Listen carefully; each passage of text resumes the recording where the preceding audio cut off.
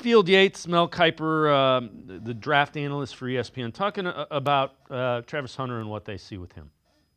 The Browns have also been open about talking about him as a wide receiver first with defensive back ability as well, but his focus early in his career will be more on offense than defense. So I lean towards Travis Hunter here, Mel. I do think, though, ultimately comes down to one of those two players.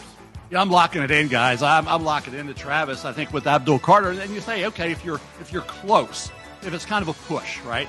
Does the foot with Abdul Carter automatically make it Travis Hunter? And I don't even know if it was a push. The Travis Hunter for them, for Cleveland, makes more sense because of the dual ability and the dual threat ability, and you factor in the foot. I thought, hey, pass rusher opposite Myles Garrett, wide 9 for Jim Schwartz makes a lot of sense, right? But the juice on offense, and I had a guy to say, hey, realize this team, playmaker-wise, needs Travis Hunter. They need to excite the masses, excite the fan base, and also add to that arsenal of corners, add to that group of young corners they have on the defensive side of the ball. So I think and then the foot with Abdul Carter, when you're talking about separating two guys if they are close, may be that. So Travis Hunter, when you get a guy on offense at a key position, guy on defense at a key position, you got two for the price of one. You talk about a bargain. You got two players on both sides of the ball, but you're only paying them one guy. Yep. So for me, it's more than just a close call. It's a guarantee for me that Travis Hunter goes to Cleveland based on everything you know, everything you hear. I would write that one in pen. And Jeff, I'm not concerned about exciting the fan base. You know what this fan base wants? They want a winner. You know what you need to do to win? You need to score points. And this offense, it was lacking in guys that could do that, and has been lacking in guys that can do that. That's the reason I lean towards Hunter.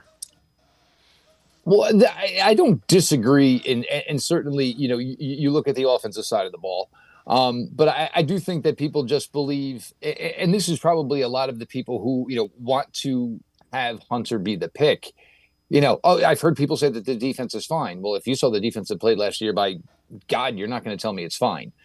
Some last points that maybe could help Carter is, who was the, starting defensive end opposite Myles Garrett the last 2 years, Zadarius Smith. The 2 years before that, Jadeveon Clowney. So obviously the Browns have always, tried to at least have a brand name working with Myles Garrett. And then, of course, they worked in their rotational pieces. If it's Hunter, it's going to be wide receiver. I think people, the two-way ability, I got to be honest, that talk, for me, I just don't know what you do with that right now. If I'm drafting Travis Hunter at number 2 overall, obviously I have so much invested in him as a wide receiver. Basically what you're saying is you think he's probably going to be your top playmaker on the offensive side of the ball. I have Denzel Ward. I have Martin Emerson. I have Greg Newsome. I have, Cameron Mitchell. I have Miles Harden, who these are all corners that the Browns either extended or drafted. What happens? Travis Hunter dislocates his shoulder, making a tackle, playing corner. I just lost my top offensive playmaker because he has the ability to play both ways. I'm sorry. You want to do it every now and then. You want to throw him at a deep safety position just because he has the ability to read the quarterback eyes. That's fine.